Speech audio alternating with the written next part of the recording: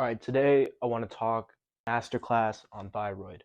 Now, first of all, before anything, please excuse my handwriting. I'm not the best, but I hope you can read it at least some so I can help you in your situation.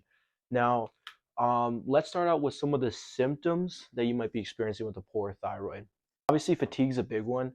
And with a lot of these things in a functional approach, root causes, it's more than just one issue usually. Like if someone was dealing with fatigue, it's more than just like even just a thyroid problem. It could just be a hormone problem as well and blood sugar problems. But we're just isolating them for thyroid right now. Obviously, fatigue, weight loss resistance because your thyroid hormone T3 speaks to every cell in the body and it's kind of like a master of metabolism. And then hair loss is kind of more prone specific to thyroid. Same with constipation. Those two are heavy hitters where you kind of just know that that's probably a thyroid issue. And then low energy, it could be a plethora of things, but for the most part, just kind of go in there. And then brain fog is also kind of a pinpoint on the thyroid issue. But let's just go over kind of like the whole process in the body on like how thyroid is. Now, this is a very simplified, all right? And here I kind of just laid it out to be just very understandable and digestible for you to understand like where it comes from, what's happening. I'll start out with it all starts with TRH. I kind of just say thyroid releasing hormone, and use a technical name for it, but that really doesn't matter too much at the moment.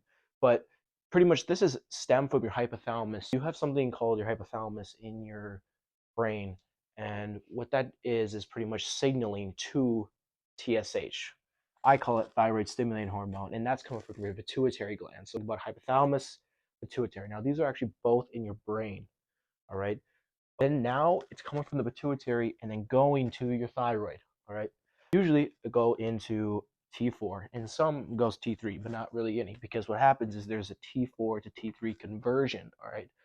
A conversion of that. Usually what's happening now is we have this conversion spot at different places in our body. So like our heart, gut, and liver. Now there's other places there's conversion, but this is like the main ones right here, respectively. What we can see here is that it's a negative feedback loop, all right, meaning it goes round and round and round, all right, it just goes in a circle. Now, what happens sometimes is obviously issues happen to the system. Let's say you are very stressed, all right? So we'll get down to the root causes of some of the problems here. Now, these aren't all, but these are big ones. So if there's stress, so if stress is impacting this system, like we think about stress as like a noun, think about it more like not just a noun, but more than one thing. So either like metabolic stress or overtraining, undersleeping, poor nutrition. These are all stressors as well. So that can cause impact to this part right here from our hypothalamus to our pituitary for TSH, and then therefore affecting all this cascade. Same with inflammation. If everything's inflamed, there's no way for it to get heard. The message is not getting heard. Nutrient deficiencies is another big one because there's conversion minerals that happen as well in this process. Iodine, tyrosine, selenium. These are minerals that are a part of this process, and if you're deficient in one or the other, that can cause obviously problems because you're not going to be getting the conversion to happen and you're not going to get T3 because we want to prioritize T3 because that's the active form of thyroid. All right, so T3 speaks to every cell in the body, like I was saying before, and it's kind of like the master of it all. All right, so that's there. And then toxins. Now, toxins can be a lot of different things, but for the most part, toxins are almost like endocrine disruptors, BPA, plastics, fire retardant, different things like that, and just our environment too. All right, so that's why it's also good to be doing some sort of detox. Shameless plug, I do that, but not what you would think of either. The big thing is like up to 60% of people are not aware they have a thyroid condition.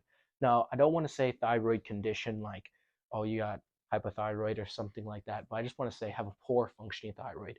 Now, this is actually a pretty big root cause on a lot of weight loss resistance issues because if your body is not, if your thyroid isn't working optimally here, there's there T3 is not going to be putting out the output it needs to be able to have a healthy and optimized metabolic function. Now, this is just a quick little overview. I hope this helps. Just a little education on kind of what's going on, symptoms, root causes, and then what is actually in the body. Now, the first step to do is find the root cause. All right. From there, I'd say get a full thyroid test to see like, where exactly do you need to work on specifically. And I can go more in depth in that in another video. But for the most part, also working on stress, inflammation, and the gut. Because actually the gut actually has a lot of conversion that happened, I was saying right here. Like the gut and the liver, all right? There's a lot of conversion that happens, specifically the T4 to T3s. We want that because we want T3 to be as active as it can be. It is the active hormone. But I hope this helps, and let me know if this was useful for you. And if you'd like help with your thyroid problems, message me today. Thank you.